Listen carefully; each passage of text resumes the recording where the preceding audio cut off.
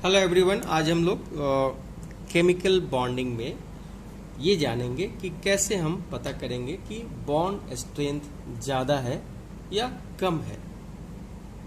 तो देखिए, ये कॉन्सेप्ट एप्लीकेबल तब है जब आपके पास ऑर्बिटल दिए हो।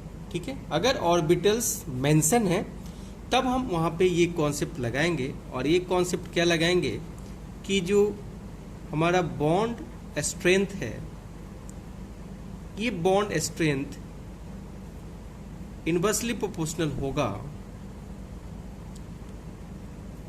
शेल नंबर के या साइज के। ठीक है, यानी जैसे जैसे शेल नंबर बढ़ेगा वैसे वैसे बॉन्ड स्ट्रेंथ घटेगा, या जैसे जैसे शेल का या ऑर्बिटल का साइज बढ़ेगा वैसे वैसे उसका बॉन्ड स्ट्रेंथ क्या होगा, घटेगा।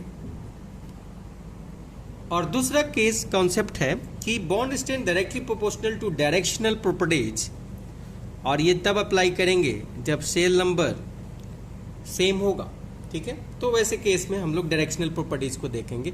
देखिए, एस और पी में पी ज्यादा डायरेक्शनल होता है, एस कम डायरेक्शनल होता है, तो इस चीज को ध्यान में हम लोग रखेंगे। अब एग्जाम्पल देखते हैं।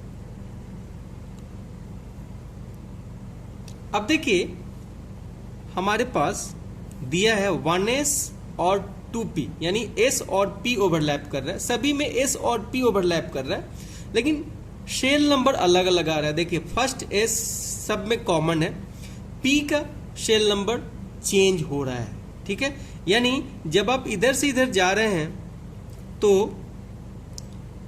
शेल नंबर आपका क्या हो रहा है, इंक्रीज हो रहा है। ठीक है, और जब सेल नंबर इंक्रीज होगा तो उनका साइज भी क्या होगा, इंक्रीज होगा, और जब साइज इंक्रीज होगा तो इनका बॉन्ड स्ट्रेंथ हम BS से लिख रहे हैं, वो आपका क्या होगा, डिक्रीज होगा। यानी सबसे ज्यादा बॉन्ड स्ट्रेंथ किसका होगा, 1s और 2p ओवरलैपिंग का, फिर किसका होगा, 1s और 2p का, और सबसे कम किसका होगा, तो 1s और 4p का।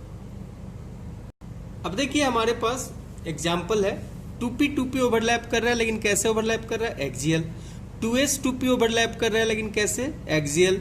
2s ओवरलैप कर रहा है, कैसे, एक्सियल। लेकिन 2p ओवरलैप जो कर रहा है ये साइड वाइज है। तो देखिए, जहां भी pp ओवरलैपिंग है और वहां भी सेल नंबर जब सेम हो जाए, ये इस कॉन्सेप्ट पे बनेगा, bond strength directly proportional to directional properties if number of shell या शेल नंबर इज सेम। तो देखिए, p बहुत डायरेक्शनल होता है, और उसमें भी जिसका शेल नंबर सेम होगा उसका बॉन्ड स्ट्रेंथ सबसे ज्यादा होगा। ठीक है, तो देखिए यहाँ पे 2s और 2p है, p डायरेक्शनल होता है तो ये इसके कंपेयर में ज्यादा होगा, और ये सबसे कम होगा क्योंकि ये साइड वाइज ओवरलैपिंग है। तो जब आप इधर से इधर जा रहे हैं तो डायरेक्शनल जो प्रॉपर्टीज है वो डिक्रीज कर रहा है, तो बॉन्ड स्ट्रेंथ भी आपका क्या होगा, डिक्रीज करेगा। अब हम देख रहे हैं पाई बॉन्ड का स्ट्रेंथ ऑर्डर क्या होगा। ठीक है, तो देखिए, यहां पे हम पाई लिख दिए क्योंकि पाई बॉन्ड का फॉर्मेशन हो रहा है, और पाई बॉन्ड का फॉर्मेशन हम लोग जानते हैं कि लैटरल ओवरलैपिंग से होता है। तो जब 2p ओवरलैपिंग हो रहा है, ठीक है, तो इनका जो ओवरलैपिंग होगा ज्यादा होगा, तो ये ज्यादा स्ट्रॉन्ग पाई बॉन्ड होगा। किसके कंपेयर में, 2p और 3d के कंपेयर में। अब देखिए, 2p और 3p के कंपेयर में, और 3p और आपका 3p के कंपेयर में। ऐसा क्यों हो रहा है, देखिए, जब हम इधर से इधर जा रहे हैं तो इंटर न्यूक्लियर डिस्टेंस IND बोल रहे हैं, वो इंक्रीज कर रहा है, और जब इंटर न्यूक्लियर डिस्टेंस दूर होगा तो एक्सटेंट ऑफ ओवरलैपिंग EO लिख रहे हैं हम लोग। ठीक है, या एक्सटेंट ऑफ एटॉमिक ऑर्बिटल्स का ओवरलैपिंग जो होगा, एक्सटेंट ऑफ ओवरलैपिंग आपका क्या होगा, डिक्रीज होगा, और एक्सटेंट ऑफ ओवरलैपिंग डिक्रीज होने से बॉन्ड स्ट्रेंथ भी आपका क्या होगा, डिक्रीज होगा।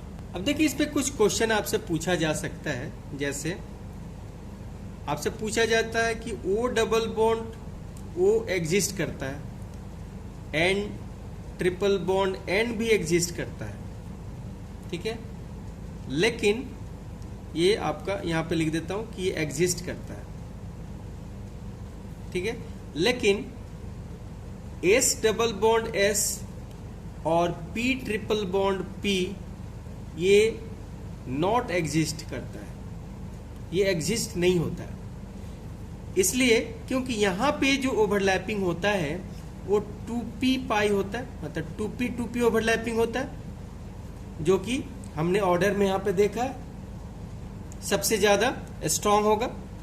जबकि इनके केस में अगर आप देखेंगे तो ये 3p और 3p होगा। अब आपको कैसे मालूम कि ये 2p होगा या 3p होगा? तो आप इनका इलेक्ट्रॉनिक कॉन्फ़िगरेशन निकाल लीजिए। तो अगर इनका इलेक्ट्रॉनिक कॉन्फ़िगरेशन लिखते हैं 2s और ये हो गया 2p4, तो देखिए ये आउटर मोस्ट जो सबसेल है वो p है, इसलिए यहाँ पे ये 2p पार्टिसिपेट करेगा किस में, पाई बॉन्ड में। जब इनका हम इलेक्ट्रॉनिक कॉन्फ़िगरेशन लिखेंगे तो 1s2 2s2 2p6 3s2 and 3p4 इस सल्फर का लिखा हमने। तो देखिए यहाँ पे 3p आ रहा है, तो 3p आपस में यहाँ पे ओवरलैपिंग हो रहा है, जो कि बहुत अच्छा ओवरलैपिंग नहीं होता है। इसलिए s डबल बॉन्ड s या p triple bond p possible नहीं होता है। इसका एक और रीजन भी होता है, जैसे जैसे एटम का साइज बढ़ता जाएगा वैसे वैसे पाई बॉन्ड का फॉर्मेशन नहीं होता है। इसलिए आप देखिएगा कि down the group pi bond का फॉर्मेशन पॉसिबल नहीं होता है, ठीक है, क्योंकि डाउन द ग्रुप आप जाते हो पीरियोडिक टेबल में तो साइज बढ़ने लगता है, तो साइज बढ़ने से आपका पाई बॉन्ड का फॉर्मेशन पॉसिबल नहीं होता है, क्योंकि लैटरल ओवरलैपिंग, ऐसे लैटरल ओवरलैपिंग साइज बढ़ने से क्या होने लगेगा, ये ओवरलैपिंग नहीं कर पाएंगे। इसलिए यहाँ पे आपको यहाँ पे ध्यान दीजिए, जैसे ये लैटरल ओवरलैपिंग हो रहा है, ठीक है, ये लैटरल ओवरलैपिंग है, तो अगर एटम का साइज बढ़ेगा तो ये ऑर्बिटल दूर जाएंगे, और जब दूर जाएंगे तो फिर ये आपस में ओवरलैप नहीं कर पाएंगे। तो इसलिए साइज बढ़ने से पाई बॉन्ड का फॉर्मेशन नहीं होता है, इसलिए down the group pi bond का फॉर्मेशन नहीं होता है। अब देखिए हम लोग बॉन्ड स्ट्रेंथ का ऑर्डर अगर देखते हैं, बॉन्ड स्ट्रेंथ ऑर्डर, ठीक है, तो जो सिंगल बॉन्ड होता है, ठीक है, वो उसका स्ट्रेंथ कम होता है डबल बॉन्ड से, और डबल बॉन्ड का कम होता है ट्रिपल बॉन्ड से, ठीक है। यानी जितना ही ज्यादा नंबर ऑफ बॉन्ड बढ़ते जाएगा वैसे वैसे उसका स्ट्रेंथ भी क्या होता जाएगा, बढ़ते जाएगा। यानी सिंगल बॉन्ड को तोड़ने के लिए कम एनर्जी देना पड़ेगा, डबल बॉन्ड को तोड़ने के लिए थोड़ा ज्यादा एनर्जी देना पड़ेगा, और ट्रिपल बॉन्ड को तोड़ने के लिए और ज्यादा एनर्जी देना पड़ेगा। तो ये स्ट्रेंथ को आपको बताता है। तो इस तरीके से हमने यहाँ पे देखा कि बॉन्ड स्ट्रेंथ हम कैसे किसी का कैलकुलेट कर सकते हैं।